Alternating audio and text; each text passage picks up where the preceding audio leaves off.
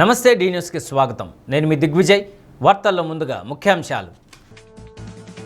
BK ఎన్క్లేవ్లో Shri Arunachaleswara స్వామి, సుబ్రహ్మణ్యేశ్వర స్వామి, నాగశిల విగ్రహాలను ప్రతిష్ఠించిన MLA Damachalla Janardhan దంపతులు. పెద్ద సంఖ్యలో పాల్గొన్న భక్తులు. విబీజీ రామ్జీ పథకం అమలు తీరుపై కేంద్ర బృందం పర్యటన.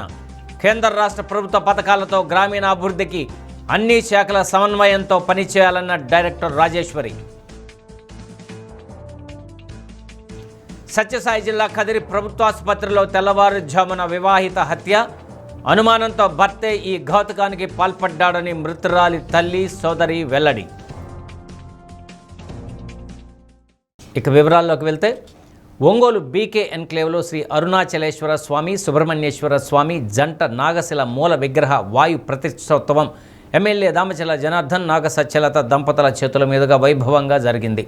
రుద్రహోమం, బలిహరణ, కలన్యాసం, రత్నన్యాసం, యంత్రాల ప్రతిష్ట, బింబ ప్రతిష్ట, గోముఖం, పంచామృత స్నపనం, మహాకుంభాభిషేకం వేద పండితులు మఠంపల్లి దక్షిణామూర్తి అర్చకత్వంలో వేద పండితులు శాస్త్రోక్తంగా జరిపించారు.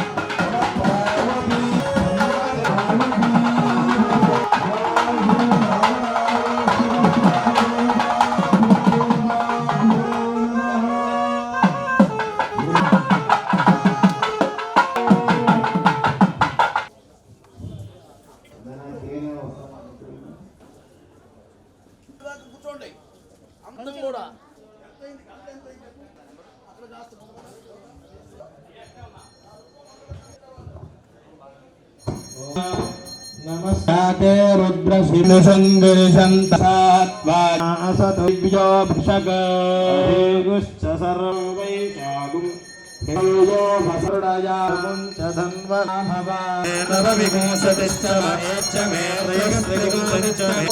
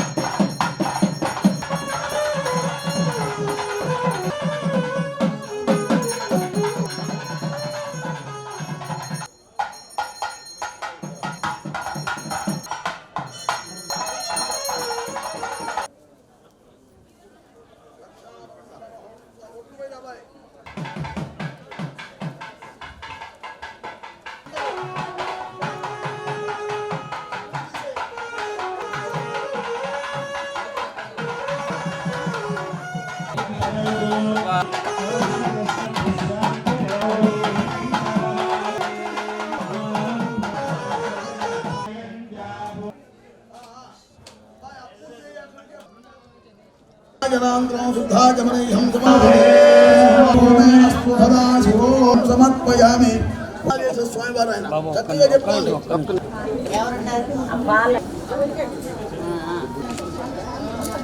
రాజద్వారే రాజముఖే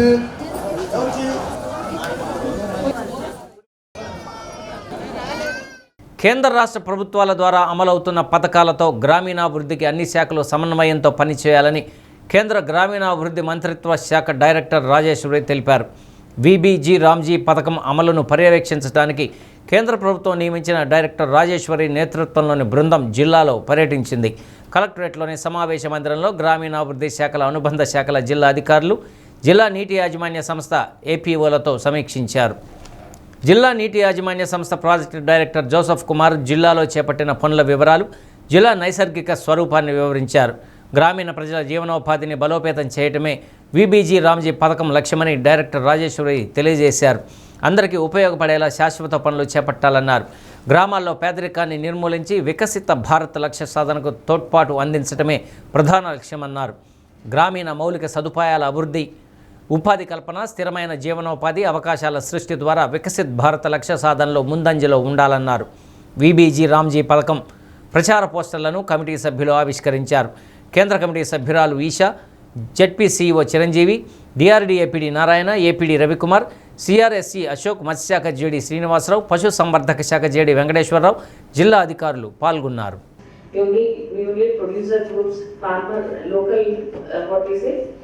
Local interest groups, LIGs, right? Agri calls them LIGs. So there is many words being used, terms being used differently in different departments, which creates by end of the day confusion. And nothing clarity is provided when it comes to implementation. In Delhi, it is very easy for us to sit and write guideline documents. आपको भी यहाँ पे AC room में बैठ के हम सबको बात करने के लिए गाइडलाइंस लिखने के लिए बहुत आसान है, right? But you people really work in grounds. आपको गांव में जाना है, किसानों के साथ बात करना है, तब आपको कंफ्यूजन लगता है. ये सखी कौन है, ये मित्रा कौन है, ये गाइडलाइंस में क्या बोल रहे हैं, ये guidelines. Before initiating this meeting, I request the Honorable Madam to give a few minutes time to explain what is our district profile and how we are implemented for the last few years, particularly under NREGA, what are the activities we have done, and how we are prepared for VBG Ramji. For the last 3-4 months, we have been planning. We have conducted so many interactive meetings, Gram Sabhas, creating awareness among the basicers, common public, and political representatives. And we have launched recently on July 2nd in a big way. We have launched this program. గుత్తేదారు నిర్లక్ష్యం, భారీ వర్షం రెండూ తోడవడంతో కేరళలోని వైనాడ్ జిల్లాలో ఓ మట్టి దిబ్బ రుద్ర రూపం దాల్చింది. ఉధృత వరదలా దూసుకొచ్చి 3 ప్రాణాలను కబలించింది. స్థానిక కల్లాడి ప్రాంతంలోని మీనాక్షి వంతెన సమీపంలో కోలికోడ్, వైనాడ్ జిల్లాలను అనుసంధానించే సొరంగం రోడ్డు పనులు జరుగుతున్న చోట చోటు చేసుకున్న ఈ దుర్ఘటనలో 10 మంది గాయపడ్డారు. మరో 5గురు గల్లంతయ్యారు. మీనాక్షి వంతెన సమీపంలో సొరంగం పనుల కోసం కొన్నాళ్లుగా భారీగా మట్టిని తవ్వి కుప్పపోశారు. 2-3 రోజులుగా భారీ వర్షాలు కురుస్తుండటంతో కొండలాంటి ఆ మట్టి దిబ్బ మంగళవారం ఉదయం దాదాపు 11 గంటల సమయంలో ఒక్కసారిగా కూలిపోయింది. కొండ చర్యలు విరిగిపడ్డ తరహాలో ఒక్కసారిగా ప్రవాహంలో బురద దూసుకొచ్చింది. దాని ధాటికి చెట్లు కూలాయి, బారికేడ్లు ఎగిరిపోయాయి, వాహనాలు కొట్టుకుపోయాయి. 3 మరణించారు. మృతులను మధ్యప్రదేశ్, బీహార్, జార్ఖండ్లకు చెందిన వలస కార్మికులుగా గుర్తించారు. వైనాడ్ దుర్ఘటనకు సంబంధించిన ఓ భయానక వీడియో సామాజిక మాధ్యమాల్లో వైరల్గా మారింది. భారీ మట్టి కుప్ప ఒక్కసారిగా కిందకు జారి పడుతుండగా అక్కడున్న వారు ప్రాణభయంతో ఆహాకారాలు చేస్తూ పరుగులు తీయడం అందులో కనిపించింది. వేగంగా పరిగెత్తండి, ప్రాణాలు కాపాడుకోండి అంటూ ఓ వ్యక్తి హెచ్చరించడం వినిపించింది. మరోవైపు 24 గంటల వ్యవధిలో వైనాడ్లో 265 మిల్లీమీటర్ల భారీ వర్షపాతం నమోదైనట్లు అధికారులు తెలిపారు.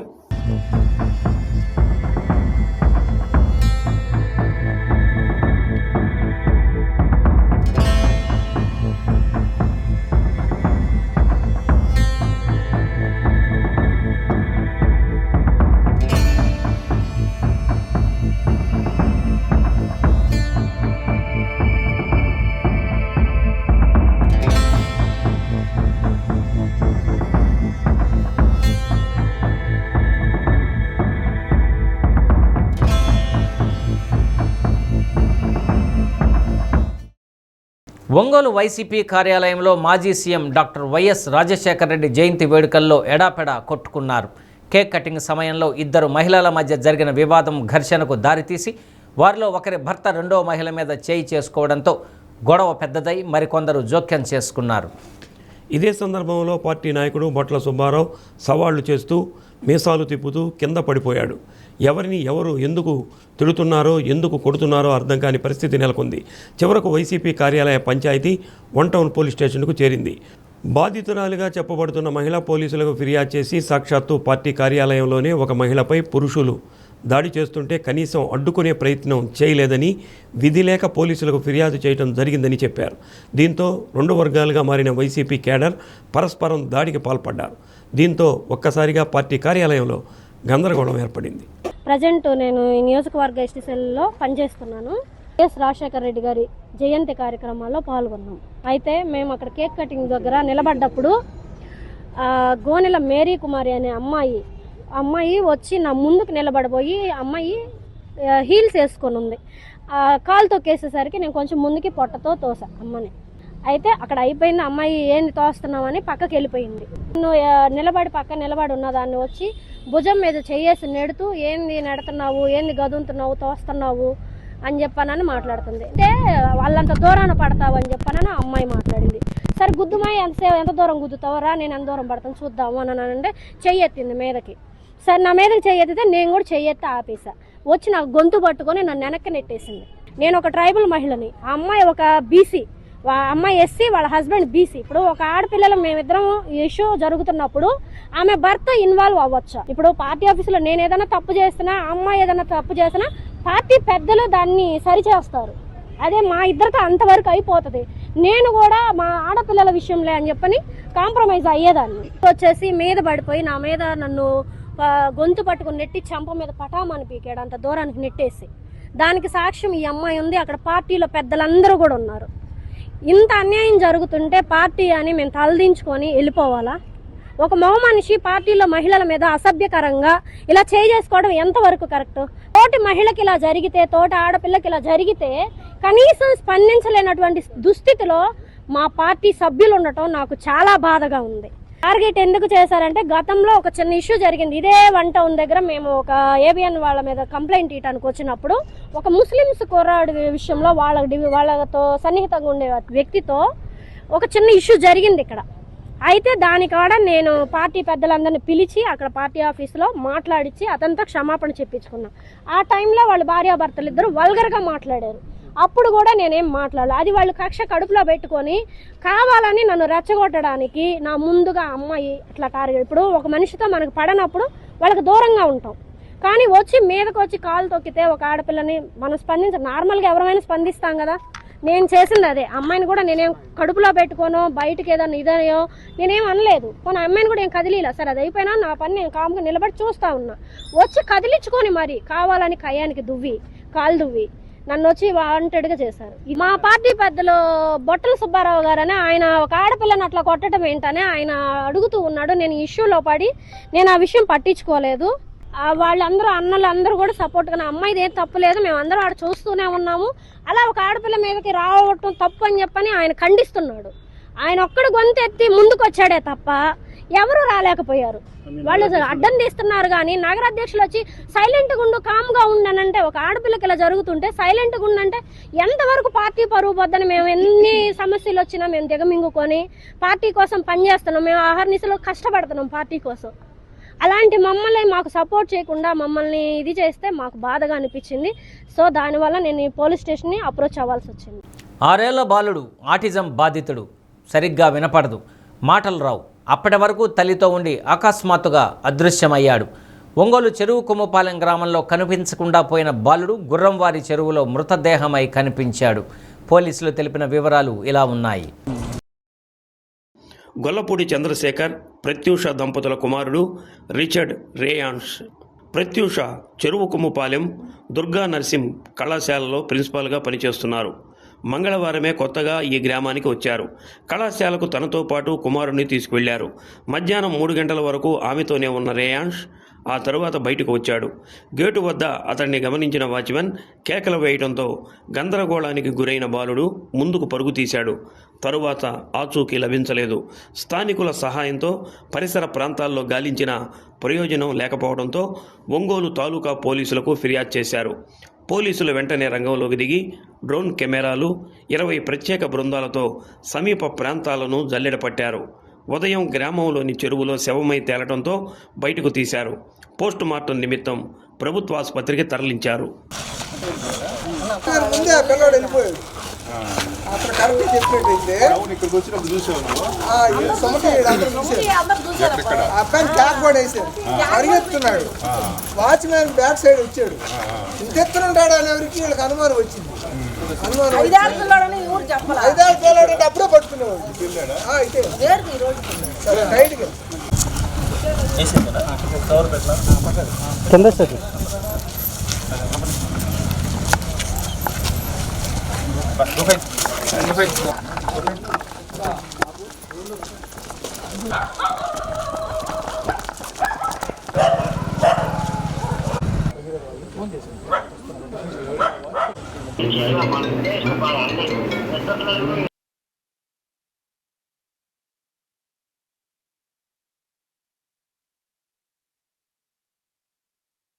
నా పేరు ప్రత్యూష అండి.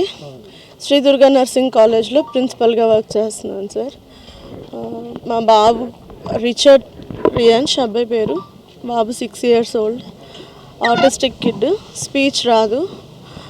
ఈ ఏరియాకి నిన్ననే వచ్చాము సార్ మేము ఇల్లు తీసుకొని. ఏరియా కొత్త అవడం వల్ల గేట్ ఓపెన్ చేసుకొని బయటకు వచ్చేసేసి ఇల్లు గుర్తుపట్టలేక రోడ్ల మీద తిరిగేసేసి ఎటో మిస్ అయిపోయాడు సార్. 3 వరకు నాతో క్యాంపస్లోనే ఉన్నాడు. 3 తర్వాత గేట్ ఓపెన్ చేసుకోవడం వల్ల తను బయటకు వచ్చేసాడు. వాచ్మెన్ పిలిచినప్పుడు పెద్దగా పిలిచేసరికి భయపడి అక్కడ నుంచి కొంచెం ఫాస్ట్గా పరిగెత్తాడు. ఊర్లోకి పరిగెత్తి చూసిన వాళ్ళందరూ మేము చూసాము, ఎవరు ఈ బాబు అని మేము అడిగినప్పుడు భయపడ్డాడు, బిత్తర చూపులు చూస్తున్నాడు. ఎక్కడో ఒక షాప్ దగ్గర ఆగి చాక్లెట్ ఏదో తీసుకొని తిని పరిగెత్తాడంట. అక్కడ వరకు చూసామని చెప్పారు సార్. ఆ తర్వాత నుంచి ఎవరు మాకు కనపడ్డాడని కానీ చూసామని కానీ చెప్పలేదు సార్. మేము తెలుసుకున్న తర్వాత మేము ఏరియా ఏఎస్ఐ గారికి ఫోన్ చేస్తే సార్ వెంటనే స్పందించి మా కోసం డ్రోన్స్ అరేంజ్ చేసి మధ్యాహ్నం అంతా వెతికిచ్చారు సార్. 4:35 నుంచి డ్రోన్స్ కంటిన్యూగా వెతికారు, కానీ ఎక్కడా బాబు ఆచూకీ కనిపించలేదు. ఇందాక మన ఎస్పీ గారు అందరూ వాళ్ళు వచ్చి ముమ్మరంగా వెతికిస్తున్నారు సార్. డాగ్ స్క్వాడ్ని కూడా పిలిపించారు. పోలీస్ వారి సహకారంతో మా బాబు దొరకాలని కోరుకుంటున్నాం సార్. మీడియా వాళ్ళు కూడా మాకు సహకరించినందుకు చాలా థ్యాంక్స్. లేదు సార్, మేము అసలు ఈ ఊరికే కొత్త సార్. మేము ఎవరో కూడా ఎవరికి తెలియదు సార్. మేము నిన్న ఈవినింగే వచ్చాం సార్. నాకు ఎవరితోటి శత్రుత్వం కానీ మాకు అనుమానం కలిగేలా మాకు అలాంటి నెగిటివ్ రిలేషన్. బాబుకి ఆటిజం ఉంది, కొంచెం వినపడదు. ఎవరైనా కానీ ఈ ఏరియాకి యాక్చువల్గా కొత్త, నిన్నే వచ్చారు వాళ్ళ మదర్ వాళ్ళు బాబుతోటి. సో బాబుకి పరిచయం లేని ఈ ప్లేసు కాబట్టి ఏమైంది, ఎక్కడికి వెళ్ళాడనే దాని మీద చేస్తాము. ఇన్ఫ్యాక్ట్ డాగ్ స్నిఫర్ తోటి కూడా మనము ఎఫర్ట్స్ చేసాము. అది ఇప్పటిదాకైతే మనకి ఎటువంటి పాజిటివ్ లీడ్స్ లేదు. సో మనం కంటిన్యూస్గా చేస్తాము. చివరి బాబు ఎక్కడున్నాడనేది అయ్యేంతవరకు కూడా కంటిన్యూస్గా ఎఫర్ట్స్ చేస్తామని చెప్పి తెలియజేస్తాం. వరుస బాంబు పేలులతో అహ్మదాబాద్ నగరంలో మారణ హోమం సృష్టించిన నిషేధిత ఇండియన్ ముజాహిద్దీన్ సభ్యులు 38 మందికి ప్రత్యేక న్యాయస్థానం విధించిన మరణ దండనను గుజరాత్ హైకోర్టు సమర్థించింది. మరో 11 మంది దోషులకు యావజ్జీవ కారాగార శిక్షను ఖరారు చేసింది. ఒకే కేసులో ఇంతమందికి ఉరిశిక్ష విధించడం ఇదే తొలిసారి. ఈ పేలుళ్లలో మృతుల కుటుంబాలకు 10 లక్షలు, గాయపడిన వారికి 5 లక్షలు పరిహారం చెల్లించాలని గుజరాత్ ప్రభుత్వాన్ని హైకోర్టు ధర్మాసనం ఆదేశించింది. 2027 మార్చి 31లోగా పరిహారం అందించేలా జస్టిస్ ఏవై కోర్జీ, జస్టిస్ సమీర్ దవే ధర్మాసనం తీర్పులో పేర్కొంది.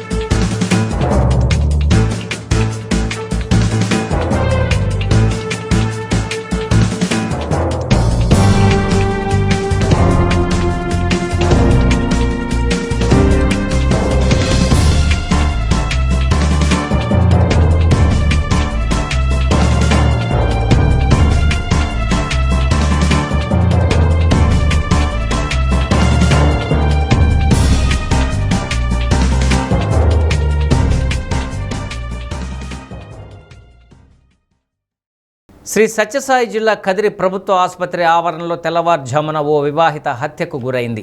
భర్తే ఈ ఘాతుకానికి పాల్పడినట్లు తెలుస్తోంది. భార్యపై అనుమానంతోనే భర్త గంగరాజు కత్తితో దాడి చేసినట్లు మృతురాలి తల్లి సోదరి తెలిపారు. పోలీసులు తెలిపిన వివరాల ప్రకారం ముదిగుబ్బ మండలం ముద్దన్నగారిపల్లె గ్రామానికి చెందిన 35 ఏళ్ల లోమడ సునీతకు ఈదులపల్లి గ్రామానికి చెందిన గంగరాజుతో సుమారు 15 సంవత్సరాల కిందట వివాహమైంది. వీరికి 10-8 సంవత్సరాల వయస్సు గల 2 కుమారులు ఉన్నారు. గతంలో ధర్మవరంలో చేనేత పని చేస్తూ జీవనం సాగించిన దంపతులు 2 ఏళ్ల క్రితం ఉపాధి కోసం బెంగళూరుకు వెళ్లారు. అక్కడ గంగరాజు సిమెంట్ పనులు చేస్తూ ఉండగా సునీత గార్మెంట్స్ ఫ్యాక్టరీలో పనిచేస్తుంది. దంపతుల మధ్య కొంతకాలంగా కుటుంబ కలహాలు కొనసాగుతున్నాయని, భార్యకు అక్రమ సంబంధం ఉందని అనుమానిస్తూ గంగరాజు తరచూ వేధింపులకు పాల్పడుతున్నట్లు ప్రాథమిక విచారణలో వెల్లడైంది. ఈ నెల 7న ముద్దన్నగారిపల్లిలో భార్యాభర్తల మధ్య జరిగిన గొడవలో సునీత గాయపడటంతో చికిత్స కోసం కదిరి ప్రభుత్వ ఆసుపత్రికి తరలించారు. అదే రోజు రాత్రి మహిళల వార్డులో సునీత తన తల్లి శ్యామలమ్మ, సోదరి అనూష్తో కలిసి ఉండగా గంగరాజు అక్కడికి వచ్చి పదే ఆమెను ఇబ్బంది పెట్టాడు. దీంతో అతన్ని బయటకు వెళ్లాలని సునీత కోరింది. తెల్లవారుజామున మహిళల వార్డు నుండి ఎమర్జెన్సీ వార్డు వైపు వస్తున్న సమయంలో మధ్యలో ఎవరూ లేని ప్రదేశంలో ముందుగానే తన వద్ద దాచుకున్న కత్తితో గంగరాజు సునీత గొంతు కోసి పరారయ్యాడు. తీవ్ర రక్తస్రావంతో సునీత మరణించింది. అనుమానంతోనే భర్త గంగరాజు ఈ హత్యకు పాల్పడినట్లు కదిరి పట్టణ సర్కిల్ ఇన్స్పెక్టర్ నారాయణ రెడ్డి తెలియజేశారు. హాస్పిటల్లో పోతుంటే వాళ్ళు పోలీసు వాళ్ళు ఎండవారు చేస్తే పోలీసు వాళ్ళు సంతకాడ వాడిని వదిలేసినారు. వాళ్ళు వదిలిన వెంటనే ఈ హాస్పిటల్కి వచ్చి నా పిల్లలకి చూపించుకొని వస్తానని మాయమాటలు చెప్పి ఈడంతా మా ఎస్ఐ సార్కు అందరికీ నా పిల్లలకి నేను చూపించుకుంటానని మాయమాటలు చెప్పి ఈడే ఉన్నాడు. పల్లాపులు సతాయిత్తంటే ఆ పాప పదాంప నువ్వు ఇటు నుంచి అంటే బయటికి నన్ను పంపిరు ఇప్పుడు సెక్యూరిటీ అంటే నేను వస్తాప చెబుతాపని ఆ పాప బయటకు వచ్చింది. బయటకు వచ్చిన వెంటనే ఈ కుతికి కోసి వాడు ఈ పని చేసినాడు. వీబీజీ రామ్జీ పథకం అమలును పర్యవేక్షించడానికి కేంద్ర గ్రామీణాభివృద్ధి మంత్రిత్వ శాఖ డైరెక్టర్ రాజేశ్వరి నేతృత్వంలోని బృందం జిల్లాలో పర్యటించిన అనంతరం మద్దిపాడు మండలం మల్లవరం వెంకటేశ్వర స్వామి ఆలయంలో ప్రత్యేక పూజలు నిర్వహించారు.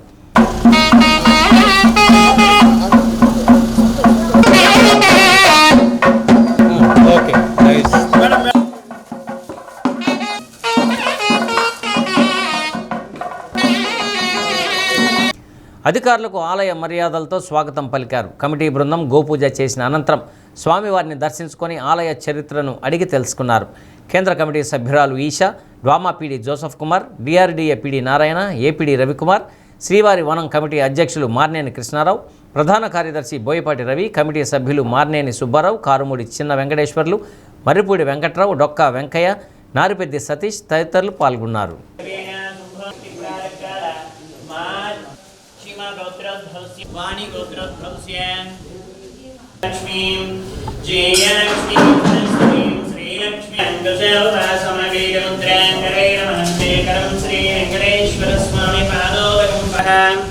ओम विलास विक्रांत परावरालयं नमस्य पावनं शुभं सालिग्राम शिलावरिः पापहारि विशेषित पाद पंकजं कदान साक्षात् करवाणि चक्षुषः मदीयमोक्षपणे कृतक्षणं धनं मदीयं तव पाद पंकजं परमं परगं सदा पश्यन्ति सूर्यः दिवि धते विष्णोर्यत् परमं पदं पर्यायाभिवृद्धिरस्तु श्री वेंकटेश्वर स्वामी अनुग्रह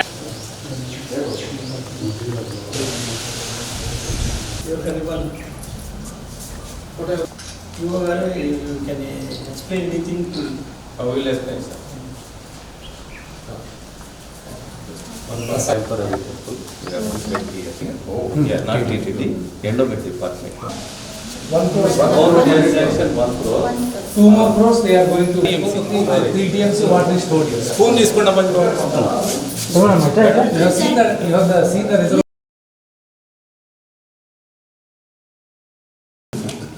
That if you do plant as a prasadam, value. చీరాలలో మాజీ CM doctor YS Rajasekhara Reddy 77వ జయంతి సందర్భంగా ఇన్ఛార్జి కర్ణం వెంకటేష్ ఆయన విగ్రహానికి పూలమాలలు వేసి ఘనంగా నివాళులు అర్పించారు. ప్రభుత్వ ఆసుపత్రిలో రోగులకు పండ్లు పంపిణీ చేశారు. కూటమి ప్రభుత్వం ప్రజలకు ఇచ్చిన హామీలను అమలు చేయడంలో పూర్తిగా విఫలమైందని విమర్శించారు. వైఎస్ఆర్ సంక్షేమ పాలనను ప్రజలు ఇప్పటికీ గుర్తు చేసుకుంటున్నారని, మళ్లీ ప్రజా సంక్షేమ పాలన రావాలని ప్రజలు కోరుకుంటున్నారని, రానున్న ఎన్నికల్లో వైసీపీ జెండా ఎగురవేస్తామన్నారు. 77 వసంతాలు ఆయన ఇప్పటికీ బహుశా ఆయన మన దగ్గర లేకపోయినప్పటికీ ఆయన ఈరోజు ప్రతి సంవత్సరం ఇదే టైంలో అందరం కూడా ఇదే టైం అని కాదు, ప్రతిరోజు తలుచుకుంటూ ఉంటారు, ప్రతిరోజు గుర్తు చేస్తూ ఉంటారు. ఈరోజు మా జేసన్ గారు చెప్తా ఉన్నారు, రుణమాఫీ ఎప్పుడు జరిగింది, ఎలా జరిగింది, రైతులకి ఎప్పుడు న్యాయం జరిగిందంటే రాజశేఖర రెడ్డి గారి టైంలో అంటారు. అదేవిధంగా జగన్మోహన్ రెడ్డి గారు ఆయన ఏ విధంగా పథకాలు ప్రవేశపెట్టారు మీ అందరూ కూడా చూశారు. గత 5 సంవత్సరాలుగా పథకాలతో ఆయన బట్టలు నొక్కినప్పుడు ప్రతి పేదవాడి కడుపు నిండుతూ ఉండేది. ఈ రోజున్న పరిస్థితుల్లో మీరు గమనిస్తూ ఉన్నారు. ఎందుకంటే 2 సంవత్సరాలు అయిపోతుంది. 2 సంవత్సరాల ముందు ఇదే కూటమి నాయకులు ఎన్ని చెప్పారు మీ అందరూ కూడా చూస్తూ ఉన్నారు. ఎన్ని పథకాలు చెప్పారు, ఏ విధంగా చేస్తూ ఉన్నారు, డబ్బులు ఏ విధంగా మహిళలకు ఇస్తూ ఉన్నారు, అదేవిధంగా యువకులకు ఏ విధంగా ఇస్తా అన్నారు, చేనేతలకి 24,000 ఏ విధంగా ఇస్తా అన్నారు, 25,000 చెప్పారు, మనం 24,000 ఇచ్చున్నాం. అదేవిధంగా ఎన్నో పథకాలు చెప్పినప్పటికీ ఈరోజు ఎక్కడ కూడా ఆచరణలో లేదు. ఒంగోలు మంగమూరు రోడ్డులోని బీసీ బాలుర వసతి గృహాన్ని పీవీఆర్ బాలుర ఉన్నత పాఠశాలలో ఖాళీగా ఉన్న గదుల్లో కేటాయించాలని ఎస్ఎఫ్ఐ నాయకుడు వినోద్ కోరారు. పీవీఆర్ బాలుర ఉన్నత పాఠశాలలో విద్యార్థుల తల్లిదండ్రులతో కలిసి కలెక్టరేట్ వద్ద నిరసన తెలిపారు. జిల్లా విద్యాశాఖ అధికారి రేణుకను కలిసి వినతిపత్రం సమర్పించారు. దాదాపు 100 మంది బీసీ విద్యార్థులు బీసీ వసతి గృహంలో ఉంటూ సమీపంలోని పీవీఆర్ బాలుర ఉన్నత పాఠశాలలో చదువుకుంటున్నారని వినోద్ తెలిపారు. 2 నెలల కిందట బీసీ వసతి గృహాన్ని ఖాళీ చేశారన్నారు. దీంతో విద్యార్థుల భవిష్యత్తు ప్రశ్నార్థకంగా మారిందన్నారు. విద్యాశాఖ అధికారులు వెంటనే స్పందించి పీవీఆర్ బాలుర ఉన్నత పాఠశాలలో వసతి గృహానికి గదులు కేటాయించాలని వారు కోరారు. గత 2 నెలల నుంచి ఒంగోలు నగరంలో ఉన్నటువంటి బీసీ బాలుర హాస్టల్ని వాళ్ళు ఎక్కడైతే చదువుతూ ఉన్నారో పీవీఆర్ పాఠశాలల్లోనే వాళ్ళని కొనసాగించండి, అక్కడనే హాస్టల్ని ఏర్పాటు చేయండి అని చెప్పి ఈ జిల్లాలో ఉన్న ప్రజాప్రతినిధి దృష్టికి తీసుకెళ్ళాం, ఈ జిల్లా కలెక్టర్ దృష్టికి తీసుకెళ్ళాం, ఆ పాఠశాలకి బాధ్యత వహిస్తున్నటువంటి డిఈఓ గారి దృష్టికి కూడా తీసుకెళ్ళాం. అక్కడ చదువుతున్నటువంటి 100 మంది విద్యార్థులకి ఇది నష్టం జరుగుతుంది. 100 మంది విద్యార్థులు చదువుకు దూరం అవుతారు. వీళ్ళంతా పీవీఆర్ పాఠశాల చదువుతున్న విద్యార్థులే. ఇది పీవీఆర్ పాఠశాలకు కూడా నష్టం అని చెప్పి మేము తెలియజేశాం. అయినా విద్యార్థులు వాళ్ళ భవిష్యత్తు కంటే కూడా ఆ యొక్క జిల్లా విద్యాశాఖ అధికారులకి ఈరోజు మ్యూజియం నిర్మించాలి, మ్యూజియాలు కట్టాలి అని చెప్పి చెప్తా ఉన్నారు. విద్యార్థుల భవిష్యత్తు కంటే కూడా మ్యూజియాలే గొప్ప అనే విధంగా వ్యవహరిస్తూ ఉన్నారు. 100 మంది విద్యార్థుల భవిష్యత్తుని ఈ రోజుకి 2 నెలల కాలంలో ఒక్కరు కూడా కనీసం స్పందించి ఈ సమస్యను ఎలా పరిష్కారం చేద్దామని చెప్పి అటు తల్లిదండ్రులతో కానీ సంబంధిత అధికారులతో కానీ ఎవరితో మీటింగ్లు వేసి చర్చలు జరిపి ఈ యొక్క సమస్యని ఏదో ఒక విధంగా పరిష్కారం చేద్దాం, ఈ విధంగా వ్యవహరిద్దామని చెప్పి మాట్లాడినటువంటి పరిస్థితే లేదు. 100 మంది విద్యార్థుల భవిష్యత్తుని కనీసం ఎవరు పట్టించుకోలేదు. కాబట్టి ఈ యొక్క ప్రభుత్వం విద్యార్థుల విషయంలో వైఫల్యం చెందినట్టుగా మేము భావిస్తూ ఉన్నాం. ఈ యొక్క సమస్య పరిష్కారం కోసం ఇప్పుడే కాదు, ఈ యొక్క హాస్టల్ని అక్కడి నుంచి కదిలిస్తే ఆ పాఠశాలలో పెట్టకుండా కనుక వేరే చోట కనుక తీసుకెళ్తే తప్పనిసరిగా విద్యార్థుల్ని వాళ్ళ తల్లిదండ్రులని కలుపుకొని పెద్ద ఎత్తున పోరాటం చేస్తామని చెప్పి ఈ సందర్భంగా తెలియజేస్తున్నాం. మేము మా పిల్లల్ని ఇక్కడ బీసీ హాస్టల్లో జాయిన్ చేసాం. అక్కడ రెంట్ హౌస్ వాళ్ళు ఖాళీ చేయమంటున్నారు. మేము ఇప్పటికిప్పుడు ఖాళీ చేసి మేము మున్సిపల్ హై స్కూల్ సైడు అటు రామ్నగర్ అలా పెడతామంటున్నారు సార్. మాకు కన్వీనియంట్గా పీవీఆర్ బాయ్స్ హై స్కూల్లో నాడు నేడు రూమ్స్ కట్టున్నారు, అవి ఖాళీగా ఉన్నాయి. మేము మేడం గారిని అడిగితే మాకేం సంబంధం లేదమ్మా, మీరు పై వాళ్ళని అనుకోవాల్సిందేను, మాకేం తెలీదు, మీకు కావాలంటే మీ పిల్లలు ఎక్కడన్నా జాయిన్ చేసుకుంటామంటే అక్కడికే తీసుకెళ్ళండి అన్నారు. మాకు ఎక్కడికి తీసుకెళ్ళటం ఇష్టం లేదండి.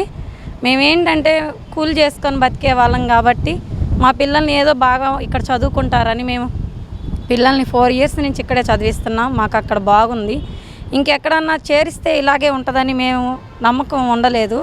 దయచేసి మాకు అక్కడే హాస్టల్స్ చేసి పిల్లలకి హెల్ప్ చేయమని మనస్ఫూర్తిగా కోరుకుంటున్నాను. Please help me sir. మా అబ్బాయి పీవీఆర్ స్కూల్లో చదువుకుంటున్నారు. హాస్టల్లో వేస్తే ఇప్పుడు హాస్టల్ ఖాళీ చేయమంటున్నారు. ఆడ ఖాళీ చేయమంటేనో ఇప్పుడు ఖాళీ చేయమంటే మేము పిల్లకాయలని మళ్ళీ ఇక్కడి నుంచి వేరే చోట చేర్పించాలని ఎలా ప్రయత్నించాలని తెలియట్లేదు. వీళ్ళకి ఇక్కడికి వస్తే ఏమో వీళ్ళేమో కుదరదు అంటున్నారు. మీరే ఏదో ఒకటి సహాయం చేయండి. 2027-28 విద్యా సంవత్సరానికి సంబంధించి ఒంగోలు పిఎం శ్రీ జవహర్ నవోదయ విద్యాలయంలో 6వ తరగతిలో ప్రవేశానికి ఈ నెల 31వ తేదీలోపు దరఖాస్తు చేసుకోవాలని ప్రిన్సిపల్ శివరాం కోరారు. నవోదయ పరిధిలో 34 మండలాలు ఉన్నాయని, ప్రస్తుతం 5వ తరగతి విద్యార్థులు దరఖాస్తు చేసుకోవాలన్నారు. 2015 మే 1 నుండి 2017 జూలై 31 లోపు జన్మించి ప్రస్తుతం 5వ తరగతి విద్యార్థులు ప్రవేశ పరీక్షకు అర్హులన్నారు. వెబ్సైట్ ద్వారా దరఖాస్తు చేసుకోవాలన్నారు. నవంబర్ 28వ తేదీ ప్రవేశ పరీక్ష ఉంటుందన్నారు. Myself C. Shivaram, the principal JNV PM3 JNV Ongole. Main మనం జేఎన్విఎస్టీ నెక్స్ట్ ఇయర్కి అంటే 2027-28 అకాడమిక్ ఇయర్కి అడ్మిషన్స్ టెస్ట్ మనకి ఈ ఇయర్ నవంబర్ 28, 26 ఎగ్జామ్ మనం పెడుతున్నాము. దానికి సంబంధించిన ఇది అడ్మిషన్ ప్రక్రియకి నోటిఫికేషన్ జారీ అయినది. So total number of seats మన 80 ఉంటాయి. ఆ 80లో 75% రూరల్, 25% అర్బను. సో మెయిన్గా 3rd, 4th, 5th ఈ ప్రకాశం డిస్ట్రిక్ట్లో వాళ్ళు చదివి ఉండాలి. వాళ్ళ డేట్ ఆఫ్ బర్త్ రేంజ్ కూడా 1/5/2015 to 31/7/2017 ఈ బోత్ డేస్ ఇంక్లూజివ్ అనమాట. ఇక్కడ మొత్తం మన ప్రకాశం డిస్ట్రిక్ట్లో 34 మండలికి మనం ఎగ్జామ్ జరుపుతున్నాము. సో ఈ ఎగ్జామ్కి అర్హులైన వారందరూ అంటే 3rd, 4th, 5th present 5th క్లాస్లో 5th క్లాస్ చదువుతున్న వాళ్ళు ఈ డేట్ ఆఫ్ బర్త్లో మనకి ఉన్న వాళ్ళందరూ ఎగ్జామ్ ఇది రాసుకోవచ్చు. ఎగ్జామ్ డేట్ కూడా మనకి ఆల్రెడీ ఫిక్స్ అయిపోయింది కాబట్టి నవంబర్ 28, 2016. ఈ ఎగ్జామ్కి ప్రస్తుతానికి లాస్ట్ డేటు 31st జూలై 26. కాబట్టి ఈ డేట్ లోపల ఎంతమంది మనకి అంత అర్హులందరూ ఈ ఎగ్జామ్కి రాయాలని కోరుచున్నాను నేను. ఏదన్నా మీకు దీనికి కావాలంటే డైరెక్ట్గా నవోదయ వచ్చి నన్ను సంప్రదించవచ్చు. లేదంటే మీకు అక్కడ దగ్గరలో ఉన్న మండల ఎడ్యుకేషన్ ఆఫీసర్ని మీరు సంప్రదించి సో దీనికి సంబంధించిన వివరాలు తీసుకోవాలని కోరుచున్నాను. ధన్యవాదాలు. ఇది ఆన్లైన్ ద్వారా మనం చేసుకోవచ్చు. ఇది మనతో ఆన్లైన్, ఇక్కడికి రానవసరం లేదు. ఆన్లైన్ నుంచి మా వెబ్సైట్ ఉంటుంది, నవోదయ వెబ్సైటు. ఆ వెబ్సైట్ ఆ లింక్ తీసుకొని మీరు అప్లై చేసుకోవచ్చు. హెడ్ మాస్టర్ సైన్ ఉండి ఆ 3rd, 4th, 5th అవన్నీ పర్టికులర్స్ నింపి మీరు జనరల్గా గతంలో ఎన్నడూ లేని విధంగా ప్రభుత్వ పాఠశాలలు విద్యార్థులతో కిటకిటలాడుతున్నాయి.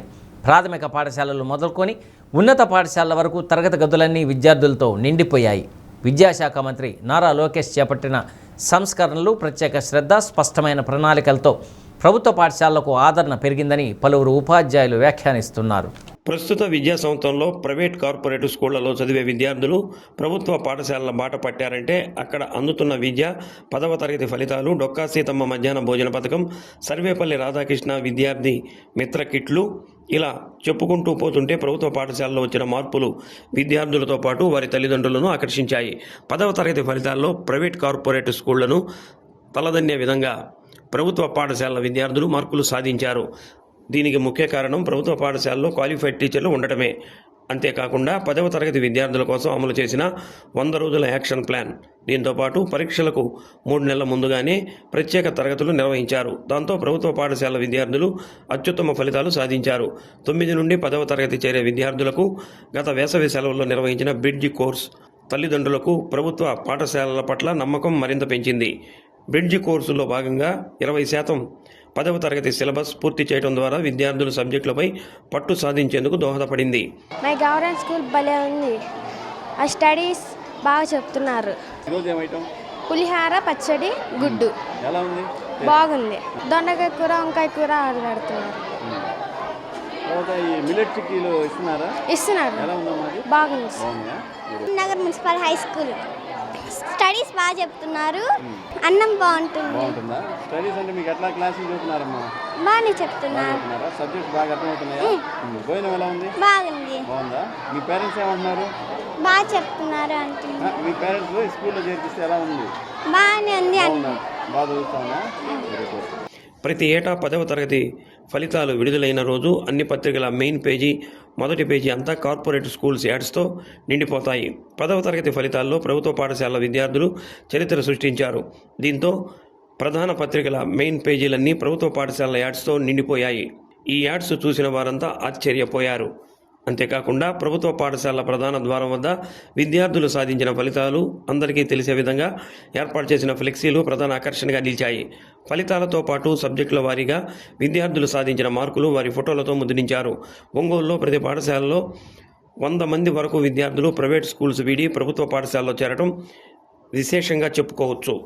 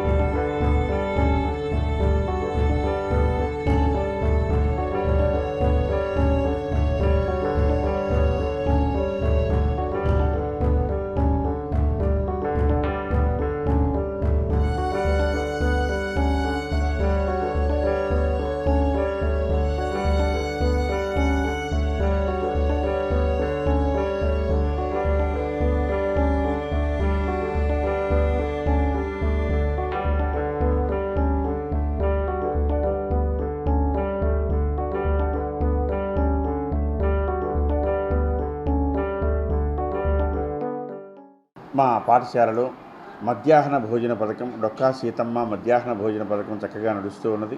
పిల్లలు ప్రత్యేకించి ఈ చిక్కీ కూడా ఏది మిల్లెట్స్ చిక్కీ ఏదైతే ఉన్నదో అది వరకు ఉన్నటువంటి వేరుశనగ చిక్కీ కంటే కూడా ఈ మిల్లెట్స్ చిక్కీలను చాలా ఇష్టంగా తింటూ ఉన్నారు. చక్కగా ఇవాళ మధ్యాహ్నం భోజన పథకం కూడా సుమారు 95% పైన పిల్లలందరూ కూడా చక్కగా ఆహారాన్ని స్వీకరిస్తూ ఉన్నారు. బాగా విటమిన్లతో కూడుకున్నటువంటి ఫోర్టిఫైడ్ రైస్ని మనం అందించడం వల్ల మిడ్ డే మీల్స్ తీసుకునేటువంటి వారి సంఖ్య బాగా పెరిగింది. ప్రత్యేకించి ప్రభుత్వం చేసినటువంటి 100 డేస్ యాక్షన్ ప్లాన్ వల్ల ఎస్ఎస్సి ఫలితాలలో మంచి రిజల్ట్ రావడం జరిగింది. అడ్మిషన్స్ అన్నీ కూడా చక్కగా పెరుగుతూ ఉన్నాయి. చేరిన ప్రతి విద్యార్థికి కూడా సర్వేపల్లి రాధాకృష్ణ విద్యార్థి మిత్ర కిట్లను పంపిణీ చేయడం జరిగింది. ప్రతి ఒక్కరికి కూడా షూసు, పుస్తకాలు, నోట్సులు, అలాగే టై, అలాగే 3 జతల యూనిఫారములు అన్నీ కూడా సమృద్ధిగా వచ్చే వాటిని పిల్లలందరికీ కూడా పంచడం జరిగింది. ఈ సంవత్సరం ఎవరైతే 10వ తరగతి చదవబోతూ ఉన్నారో వారికి 9th క్లాస్లో ఉన్నప్పుడే ఒక ఫౌండేషన్ కోర్సు లాగా బ్రిడ్జ్ కోర్సు నిర్వహించడం జరిగింది. 10వ తరగతిలో ఉన్నటువంటి ముఖ్యమైన చాప్టర్స్ గురించి వారికి వివరించడం వల్ల మళ్ళీ ఇప్పుడు వారికి పరీక్ష నిర్వహించడం ద్వారా మంచి ఫీడ్బ్యాక్ రావడానికి 10వ తరగతి పట్ల ఉన్నటువంటి భయం మొత్తం కూడా పోయి చక్కగా ఒక ఫ్రెండ్లీగా స్నేహపూర్వకమైనటువంటి వాతావరణంతో వారు 10వ తరగతిలో ఉత్తమ ఫలితాలు సాధించడానికి ప్రభుత్వం తీసుకున్నటువంటి చర్య చాలా ఉపకరిస్తూ ఉన్నది. తల్లిదండ్రుల నుంచి మంచి స్పందన వస్తూ ఉన్నది. యూనిఫార్మ్ కానీ, పుస్తకాలు, బ్యాగులు, ఈ షూస్ అన్నీ కూడా నాణ్యతతో ఉండడం వల్ల వారు చక్కగా యూనిఫారంలన్నీ కూడా కుట్టించుకొని చక్కని కొత్త యూనిఫారంలతో ఆ షూస్ తోటి పాఠశాలకు రావడం, పాఠశాలలో ఒక చక్కని కళ, ఒక పాజిటివ్ వైబ్రేషన్స్ తోటి తల్లిదండ్రుల నుంచి మంచి ఫీడ్బ్యాక్ వస్తూ ఉన్నది. ప్రభుత్వం అందిస్తున్నటువంటి నూతన పథకాల ద్వారా ప్రైవేట్ స్కూళ్ళ నుంచి కూడా అనేక మంది విద్యార్థులు మన ప్రభుత్వ పాఠశాలలో చేరుతూ ఉన్నారు. ప్రత్యేకించి 10వ తరగతి ఫలితాలు ఈ సంవత్సరం సాధించినటువంటి విజయాల ద్వారా అన్ని న్యూస్ పేపర్స్లో కూడా మొట్టమొదటి పేజీ మనకు ఈ ప్రకటనలతో ఉన్నటువంటి ప్రకటనలు రావడం వల్ల ఉత్తమ ఫలితాలు సాధిస్తాం అనేటువంటి ఒక చక్కని విశ్వాసం ప్రభుత్వ పాఠశాలల పట్ల కలిగింది. అందువల్ల మనకు సంఖ్యలు బాగా పెరిగింది. ప్రైవేట్ పాఠశాలల నుంచి వచ్చేటువంటి వారి సంఖ్య కూడా మనకు గణనీయంగా పెరిగింది. పశ్చిమ బెంగాల్లోని బరుయిపూర్ 11 ఏళ్ల బాలికను అత్యాచారం చేసి హత్య చేసిన కేసులో కీలక పరిణామం చోటు చేసుకుంది. ఈ కేసులో కీలక నిందితుల్లో ఒకడు తెల్లవారుజామున పోలీసుల ఎన్కౌంటర్లో మృతి చెందాడు. సీన్ రీకన్స్ట్రక్షన్ కోసం అతన్ని తీసుకువెళ్లగా పోలీసుల నుండి తప్పించుకునేందుకు ప్రయత్నించినట్లు అధికారులు తెలిపారు.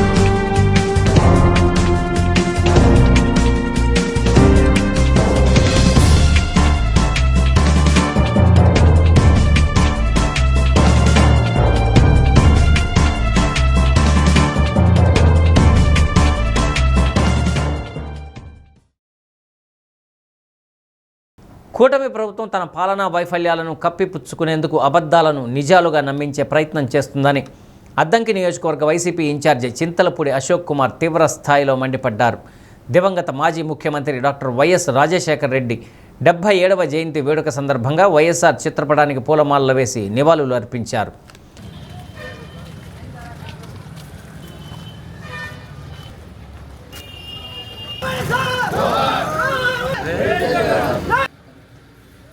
जोहार వైఎస్ఆర్ జై జగన్ జై జగన్ జై జగన్ జై జగన్ జై జగన్ జోహార్ వైఎస్ఆర్ జోహార్ వందలాలి వైఎస్ఆర్. రాష్ట్ర ప్రభుత్వ పనితీరుపై అశోక్ కుమార్ పలు విమర్శలు చేశారు. తిరుపతి సభలో సీఎం చంద్రబాబు నాయుడు వైసీపీని ఉద్దేశించి చేసిన వ్యాఖ్యలను ఖండించారు. తమ పార్టీని గొడ్డల పార్టీ అని సంబోధించడం సీఎం రాజకీయ దివాలా కోరుతనానికి నిదర్శనమన్నారు. ప్రజా సమస్యలను పరిష్కరించడంలో ప్రభుత్వం పూర్తిగా విఫలమైందని, ఆ వైఫల్యాల నుండి ప్రజల దృష్టిని మరల్చేందుకే వైసీపీపై నిరాధార ఆరోపణలు చేస్తున్నారని దుయ్యబట్టారు. ప్రజా విశ్వాసాన్ని కోల్పోతున్న కూటమి ప్రభుత్వం అవాస్తవాలతో కూడిన రాజకీయ విమర్శలను ఆయుధంగా వాడుకుంటుందని ఆరోపించారు. చంద్రబాబు ఎన్ని విమర్శలు చేసినా, ఎంతగా అణచివేయాలని చూసినా వైసీపీ ప్రజల పక్షాన నిలబడి ప్రభుత్వ వైఫల్యాలను నిలదీస్తూనే ఉంటుందన్నారు.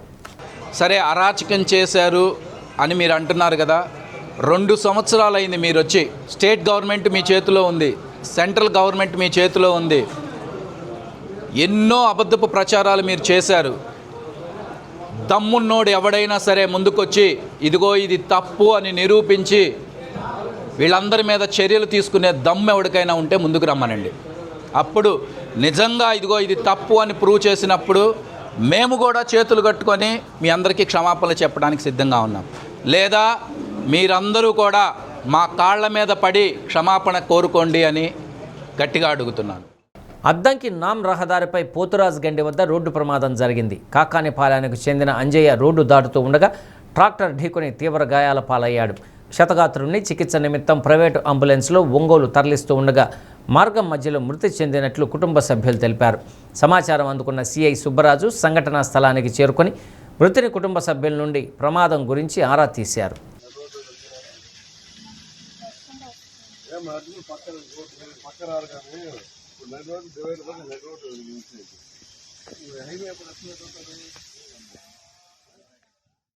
బ్యాంకు రుణాలు, లోన్స్ రికవరీలు, కొత్త కమిటీలు, యూనిట్లు, మండల సమాఖ్య కొత్త వ్యాపారస్తులను తయారు చేయాలని తదితర అంశాలపై ఏపీఎం జ్యోతి ప్రసాద్ సమీక్షించారు. అద్దంకి మండల మహిళా సమాఖ్య శ్రీశక్తి భవన్లో విఏఓలతో నిర్వహించిన సమావేశంలో ప్రతి నెల 1 నుండి 15వ తేదీ వరకు గ్రూపుల సమావేశం, 16 నుండి 22వ తేదీ వరకు వివోల సమావేశం జరపాలని నిర్ణయించారు. లోను రికవరీలో 100% వసూలు చేయాలన్నారు. విఏఓలు, సీసీలు, మండల సమాఖ్య సభ్యులు తదితరులు పాల్గొన్నారు.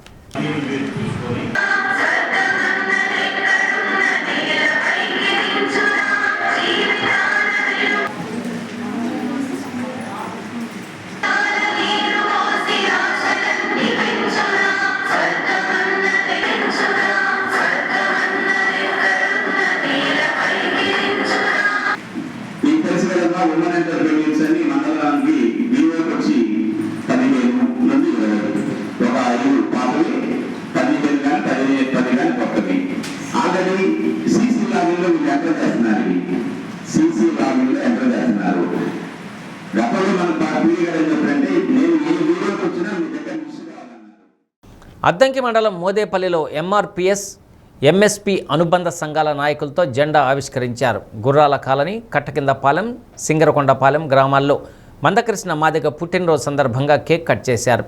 నాగిపోక చక్రవర్తి, పాలెపోగు సుబ్బారావు, దాసరి బుల్లయ్య తదితరులు పాల్గొన్నారు.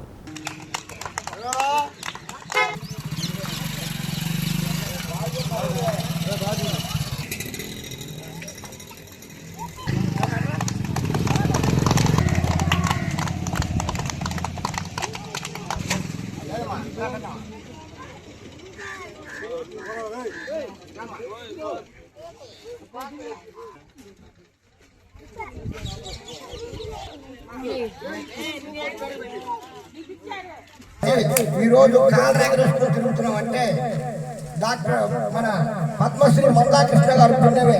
ఈరోజు ఏ హోటల్ కాడికి వెళ్ళినా, ఎక్కడికి వెళ్ళినా టీయూ అనే డైలాగ్ రావాలంటే ఆయన పెట్టిన భిక్ష మనకి. ఆరోగ్యశ్రీ కార్డు రావడానికి కారణం ప్రధాన సూత్రం గారి మందాకృష్ణ మాదిగ గారు. మరి ఈరోజు విద్యార్థులకు పింఛను రావడానికి ప్రథమ కారణం మందాకృష్ణ గారు. మరి వికలాంగుల్ని ఎవరు సమాజంలో వికలాంగులు పుడితే సేకరించుకునే రోజుల్లో మరి జనాలు. బులెటిన్ ముగించే ముందు ముఖ్యాంశాలు మరొకసారి. బీకే ఎన్క్లేవ్లో శ్రీ అరుణాచలేశ్వర స్వామి, సుబ్రహ్మణ్యేశ్వర స్వామి, నాగశిల విగ్రహాలను ప్రతిష్ఠించిన ఎమ్మెల్యే దామచర్ల జనార్దన్ దంపతులు. పెద్ద సంఖ్యలో పాల్గొన్న భక్తులు. విబీజీ రామ్జీ పథకం అమలు తీరుపై కేంద్ర బృందం పర్యటన. కేంద్ర రాష్ట్ర ప్రభుత్వ పథకాలతో గ్రామీణాభివృద్ధికి అన్ని శాఖల సమన్వయంతో పనిచేయాలన్న డైరెక్టర్ రాజేశ్వరి. సత్యసాయి జిల్లా కదిరి ప్రభుత్వాసుపత్రిలో తెల్లవారుజామున వివాహిత హత్య. అనుమానంతో భర్తే ఈ ఘాతుకానికి పాల్పడ్డాడని మృతురాలి తల్లి సోదరి వెల్లడి. డి న్యూస్లో నేటి మాట. సాకులు వెతికేవాడు సమయం వృధా చేసుకుంటాడు, అవకాశాలు వెతికేవాడు జీవితంలో గెలుస్తాడు.